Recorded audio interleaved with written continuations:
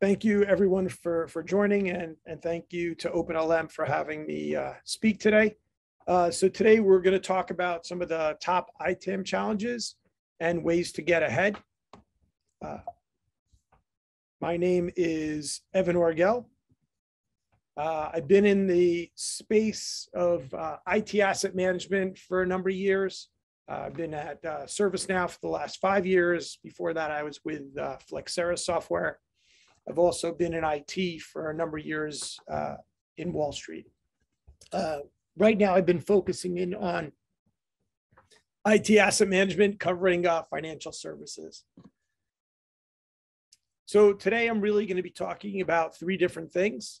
So ITAM trends. This is things that I've been hearing in the field from talking to many of our customers and prospects and organizations that are out there.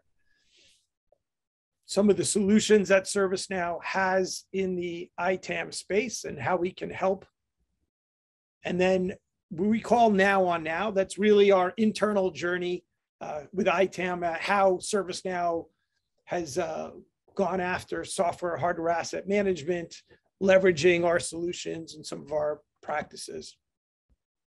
So there's a Q&A button. Feel free to jot some questions out there. At the end, I'll take a look and try to answer the questions as we can. So of the ITAM trends, the things I'm seeing or hearing from our customers today are focused around really 3 areas. One of them is risk, and I'll get into details of what I mean by risk.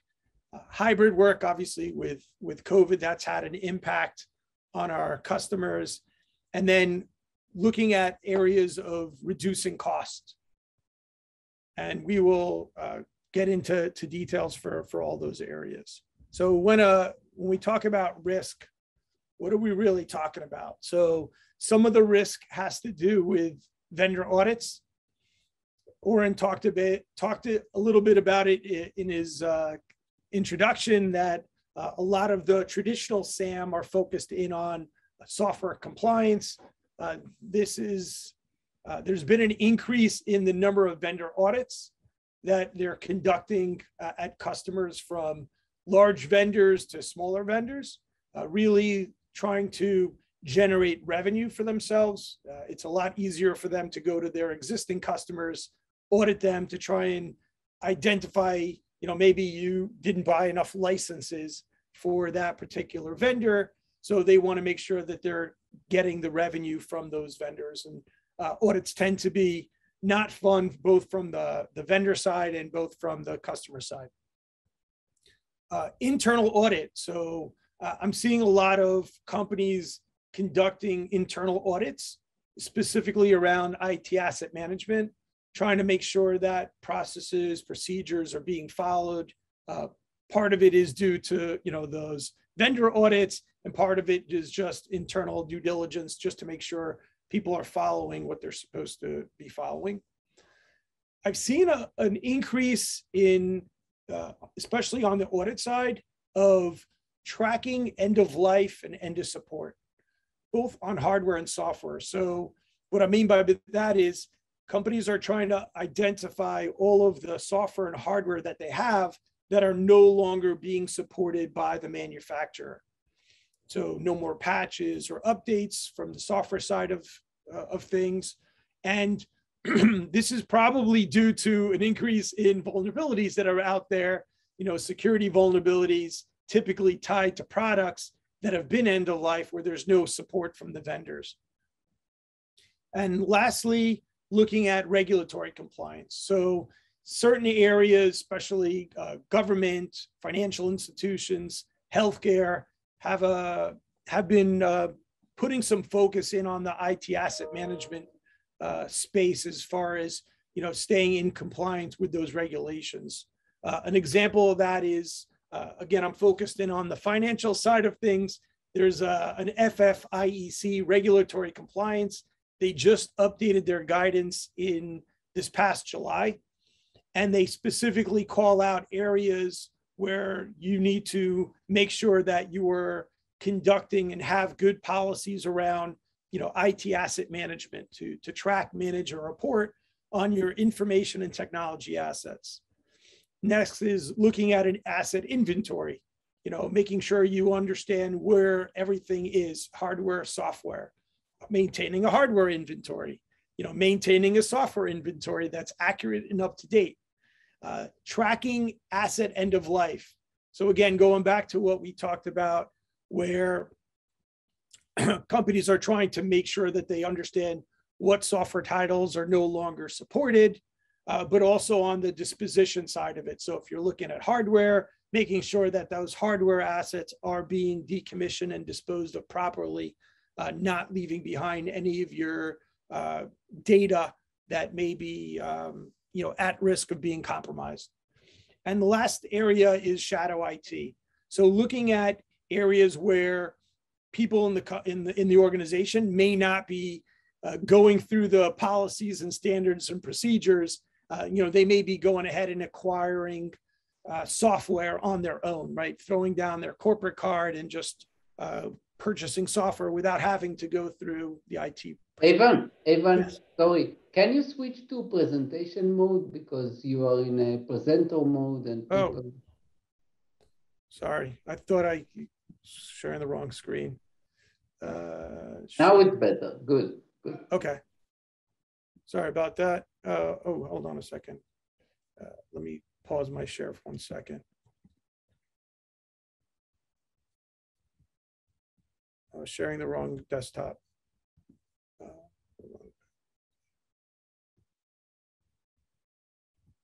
Hold on 1 second. It's okay now. Yeah, I was. Was okay. Yeah, 1 second. This review. Sorry, and let me share my screen. Apologies, I was on the wrong screen. Okay, there we go. All right, so is that better? Yes, yeah. That's okay. Okay, sorry about that. Okay, so moving on to the next area. So that was risk. Now we're looking at hybrid work, right? So obviously with COVID, many companies around the world shifted very quickly to a hybrid work, right? Sending workers home, working from home, lots of disruptions to the work. This caused some issues with, having to move assets from the office to home, right? Making sure people had laptops and were able to operate from home caused an impact. Also, onboarding and offboarding workers was a challenge, right? So typically in the past, new hire would show up, they'd go to the office, you'd give them the laptop. Now they're not even coming into the office, right? Or people leaving, right? They're not coming into the office to drop off the equipment. Now everything is remote. Everything's got to be shipped back and forth. Some companies are shipping directly from, where they're buying the hardware directly to the end user without even coming into the office. There's also an increase in service delivery times. So when you're, people themselves, employees, internal IT were working from home and working remotely. So it made it much more challenging for them to meet the demand that the switch over to home had.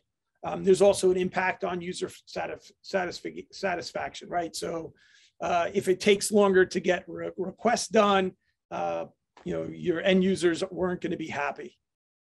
So COVID definitely had an impact from an asset management perspective, and lots of the organizations were trying to identify solutions that could help in that specific area. And then last, around cost reduction, right? So companies are always looking to do more with less. Software costs make a large part of an IT budget. Companies are focused in on cutting spend when possible. If you look at some of the industries that were really impacted by COVID, so travel companies, entertainment, oil and gas, they had major downturns in it, and they were really focused in on trying to reduce spend wherever they could. And obviously, software costs was one of the #1 issues that they were trying to reduce. SaaS spend. So lots of new vendors out there, lots of products are really moving to the software as a service model. So making sure you can keep track of that spend that was easier before when like you had to install software. So companies typically had to go through IT to get it to be able to install the software. But now that it's running in a SaaS, you may just be accessing that software through the browser. So IT may not even know that you have that software out there. So keeping track of that spend is something that companies are interested in going after and reducing how much money is being spent on those SaaS applications. More companies are shifting workloads to the cloud. So making sure that they're keeping an eye on those costs is important. Just because you move things from a physical to a virtual doesn't mean it's going to be any less costly, right? It's different kinds of costs. And, you know, it's very easy to spin up these virtual instances and then worry about, you know, how you're going to pay for it later on. And then last is hardware. So we because of the hybrid stuff, the work from home, we do see customers really looking at trying to reduce their spend on the hardware side, and managing those assets and finding ways to cut spend is something that was top of mind as well. So I'm going to switch gears now and talk a little bit about, you know, how ServiceNow sees the landscape, and what are some of the things that we're doing to, you know, help our customers, especially in the areas that we just talked about. So what we're really about is a unified cloud platform. It's one platform, one data model, one architecture, with flows that work across the enterprise. From a ITAM perspective, what we're looking to do is be a central system of record for IT. We want to manage any asset, anywhere. So that's software, hardware, on premises, and hybrid clouds. You want to understand all the IT consumption, all your environments. It wouldn't make sense to have hardware asset management and software asset management in different systems. You need to know the hardware that you have, that your software is running on. We also want to run ITAM where you plan to run, you know, your service management, your business management, and other areas on a single platform. And when you have the more of these processes together in the same place, the better the value. The quicker you get up to speed, the quicker you can leverage what you have. So when we look at it, we want to really manage the full life cycle of that asset. So having everything in one place allows me to interact with other areas of the business. So it's not just about managing the software. You're tied into, hey, I want to be able to, my users want to be able to request the software. So I want to make sure I have a catalog of it available to make those requests. So you're tying into your service management. We only want to buy the software and hardware for new employees if it's not currently in stock, right? We want to make sure we can provision, you know, either it's software or cloud resources or hardware from stock rooms. So we're tying into the deployment technology or tying into, you know, your stock rooms to make sure that employees are getting the hardware that they need, right? We talked about sending things to home. From an operations, I want to understand visibility into my environment. I want to look at my usage. I want to try to mitigate risks, tying into events and other outages and things like that, that I can want to be able to take advantage of. From a risk standpoint, I want to make sure that from an internal audit and making sure that I'm keeping with those risk controls that I have out there. We talked about vulnerabilities a little bit. So from a security standpoint, right, they're interested in, hey, are there any vulnerabilities that are out there that I may need to take action on or may be vulnerable to. And then from a service management, right, when we go ahead and open up tickets, problems or incidents, if there's changes that are happening, I want to make sure that my assets are up to date. And then from a retirement, we're looking at the end of life, software or hardware that's no longer supported by the manufacturer. Want to look at, which ones I want to be able to go ahead and dispose of. If I'm doing refresh or upgrades, make sure I can manage all of the flows for those processes. So really give you the end-to-end view of the life cycle of an asset. So traditional software compliance, right? We want to give you a deeper understanding and insights across the SAM manager's entire portfolio, both from on-premise software to cloud software. So I want to see the publishers that are out of compliance, where I've deployed more software than I've purchased, right? The two big things of calculating your compliance, you want to understand what software you purchased, what did you own, as well as what software you've deployed out there, whether it's deployed on your end user, on your computers, in your data center, or whether it's a SaaS application you're using or an engineering type of application.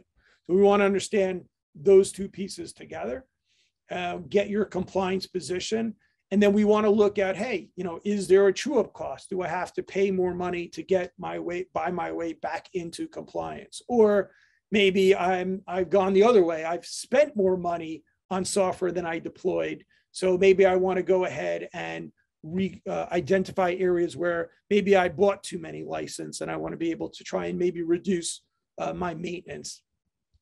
Do I have any contracts or subscriptions or maintenance that's coming due that I need to start taking a look at? Identifying, hey, who are the top publishers' true-up costs, right? Or what are the software titles that are going end of life? Or again, looking at the compliance, or maybe we have potential savings from reharvesting software, right? So if I understand what software is being used, who's using it, I could identify maybe people have software on their machine that they haven't used it in 3 months or 6 months. Maybe I can pull back that license and give it to reallocate it to somebody else. Or maybe I'm looking into, bring your own licensing. If I have these licenses that I purchased and now I'm moving some workloads to the cloud, can I leverage those licenses in that cloud? So I talked a little bit about the shadow spend. So what we have in that space is giving our customers the ability to bring in information, from a general ledger accounting system, from an expense system, to detect company-wide SaaS and software purchases, help you organize them by cost center, department, geographic location, really looking at software that was actually spent. So maybe it could be software that IT doesn't know about, right? The shadow IT.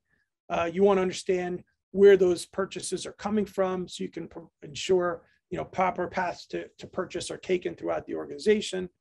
What we do here is we take that purchasing data, we leverage our machine learning and compare it to a large content library to try and normalize those software titles. And then we do a categorization of those titles to allow you to identify maybe software that have the same capabilities and performing similar business functions.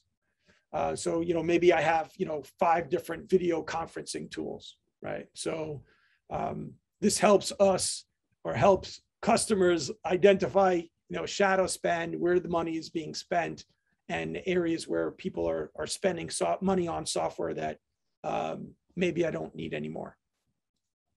Or maybe that software titles are providing the same capabilities. So again, you could start going through an application rationalization project. So from a vulnerability side, customers told us they're seeing an increased volume of vulnerabilities.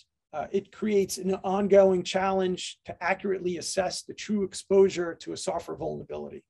So for example, when a new malware hits the news that exploits a vulnerability, customers want to know immediately what their overall exposure is with. Customers really want to be able to accurately determine the risk of exposure and then be able to take action quickly. So the exposure assessment comes in, you could check their exposure. So it's going to look up that, hey, we found out there's a vulnerability with, Photoshop 2016 or Visio 2016 Pro has a new vulnerability from Microsoft. I want to know how many of my machines have that particular version of software. And then I can go ahead and create, an item to go ahead and track.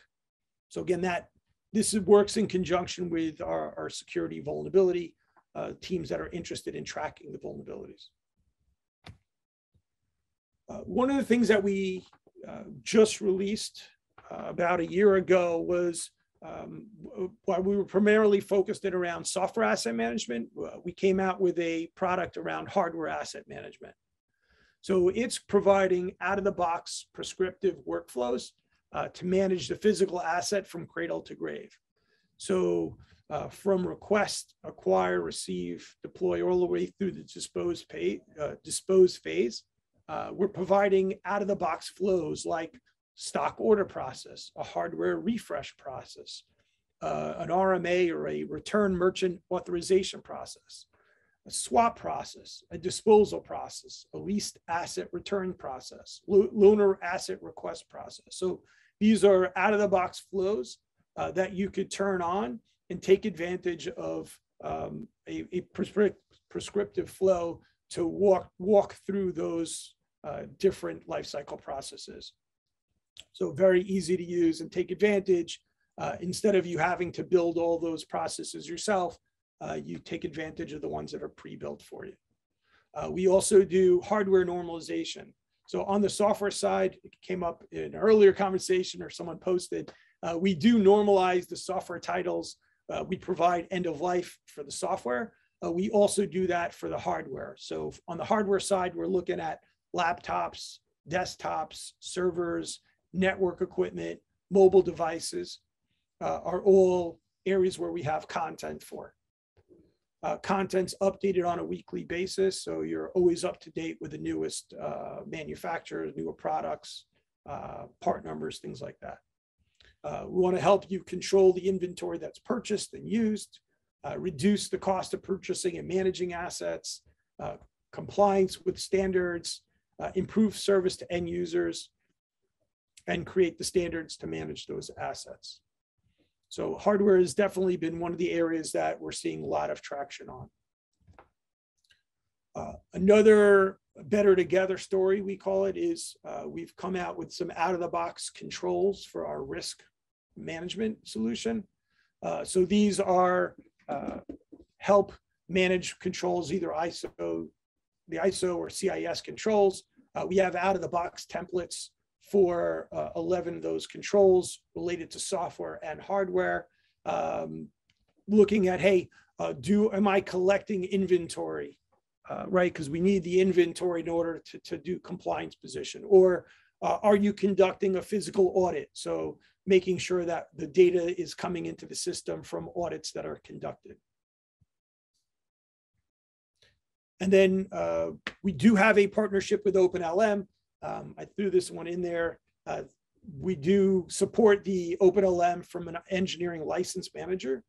The goal in Servicenow is to take the feed from OpenLM that's going to give us the consumption, the peak consumption for the different products.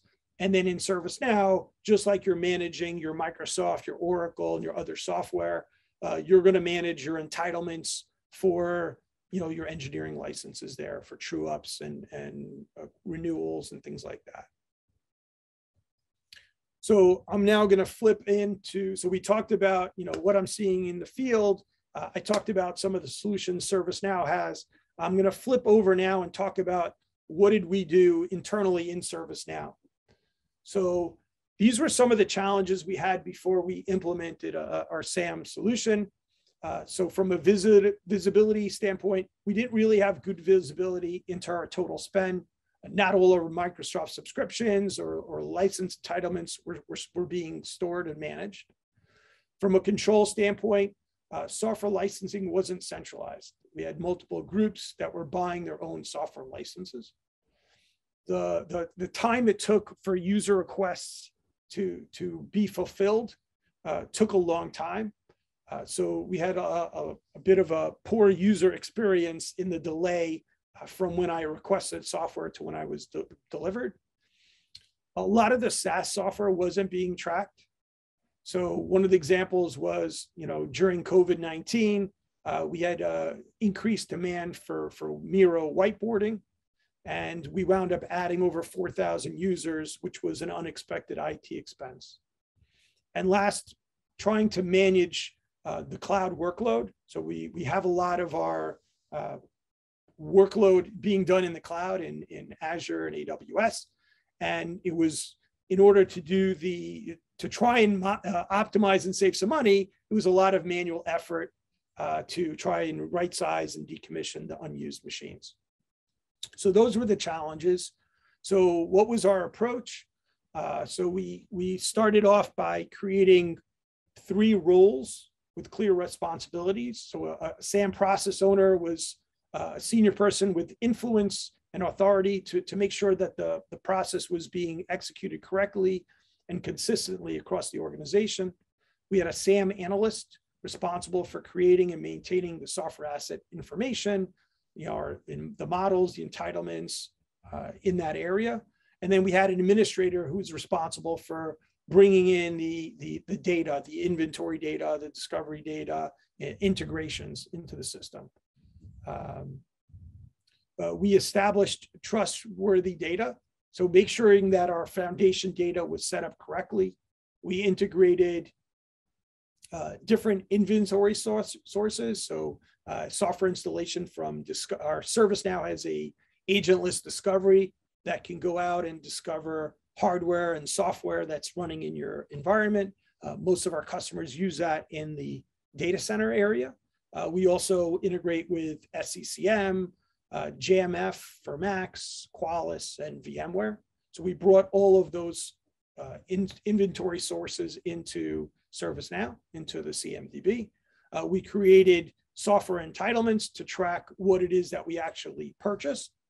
And we ran our reconciliation process to get our compliance position. Then we also integrated some operations. So software requests, we have our service catalog within ServiceNow to provide a one-stop shop for requesting software. We leveraged, made changes in our software sourcing. So if we didn't have extra entitlements, we went through and created a standardized purchase order to purchase the new software. And then we integrated with SCCM and JAMF to look at usage, software usage data, and reclaim any unused licenses, including when someone leaves the company. And then we implemented our cloud insights. That lets us pull recommendations from multiple cloud providers. And we looked at Azure first. That was our primary cloud provider. So here are some of the outcomes. So I talked a bit about Miro. So when COVID-19 hit, most employees began working from home. We needed the whiteboard to collaborate with colleagues. So we went with Miro, signed up around 4,500 users for a 3-month trial. And at the end of that trial, we were going to go ahead and negotiate and purchase the license with Miro. But because we were able to look at the usage, we identified the fact that we only really needed 1,500 licenses, not the 4,500. So we wound up saving around $740,000 just for that application. In general, we're saving over $1.5 million just over the last 2 years. On the productivity side, by automating the software request, saved 3,200 hours, which was almost $300,000 over the same time. On the cloud infrastructure through optimization, so we were using the cloud insight that I mentioned. We automated the right sizing and decommission of virtual machines, saved cost, reduced waste, while following ITIL best practices for change management and approvals. From a self-service experience, we were able to automate and the approval process to speed up the software delivery. Obviously, it was a big win for the users. They got the software faster, but IT staff also benefited because instead of doing some of these more manual tasks, they were able to do more high-value work. From a visibility, the dashboard gives us visibility into the license allocation, cost, and compliance. One of the things that we also did is I talked a bit about the spend detection. So our headcounts doubled in recent years. People were buying software on credit cards. So spend detection, we looked at over 1 million credit card transactions over the last 2 years, spend of over hundreds of millions of dollars. And we found 750 products that were being used internally that we didn't necessarily know of before. It would have taken us, weeks or months to do it if we were trying to do it by hand. But with the detection, it only took a couple of hours. So one of the next steps is dive into those products and look at overlapping spend, consolidating contracts, and rationalization opportunities. And then obviously from a quality perspective, accurate, up-to-date software license data, improve the trustworthiness of reporting to the executives. And then our journey continues, right? So we always say SAM is not a destination, it's a journey. So looking at automating the software request and reclaim, going after additional SaaS vendors, so Zoom and SAP were some of them, looking at moving our licenses that we have on premises to the cloud. So bring your own licenses and looking to manage spend better with what we talked about with the spend detection. So that's from a SAM perspective. Now we also implemented our hardware asset management. So again, some of the challenges, we were fortunate to make the shift from office-based to virtually all remote. But that brought new challenges in how we manage our assets. In the past, we relied on our internal IT to respond to user requests, like a refresh for a computer, laptop, for new hires. Much of the IT staff was now working remotely. We had to rethink that process. And then in order for our IT staff to provide assets to the growing workforce, most of which was office-based, we built up local inventories and laptops and other equipment. When COVID-19 hit, managing those inventories became difficult and time-consuming. Just an example, we have over 16,000 employees, about 6,000 joined over the last 2 years. So it's a lot of influx of new people, new equipment that had to be managed. So what did we do? We wanted to create a faster, automated way to deliver assets. And to do that, we used our own platform. Servicenow Hardware Asset Management gives us visibility through the entire asset lifecycle. When we implemented it, we redesigned the vendor workflows, streamlined and automated our lifecycle processes end to end. Digital transformations, changing how we deliver assets. So in order to boost productivity and improve operational and financial efficiencies, we created a streamlined asset delivery process called Zero Touch. Zero Touch automates the ordering, asset tagging, delivery, setup of new hire and employee computer refresh orders. Everything's tracked and processed by the system. So some of the outcomes, so using Zero Touch, we saved 30 days in depreciation and warranty expense on each asset. So that's going to save us around $500,000 this year. From an efficiency standpoint, we saved 45 minutes per asset, and that really adds up. So it's about 4,500 hours that we predict that we can save time. Again, the more we can automate, the less manual work that people have to do, and they can start doing some more of the high value work. Speed was important, so we increased the delivery by 90% faster. So again, faster delivery to users. They can be more productive more quickly and have a better user experience. And then, employees were able to get the laptops and equipment they needed while working at home. So important for new hires, right? We want to make sure that they're comfortable, they get a good impression of ServiceNow, so they continue to stay working at ServiceNow.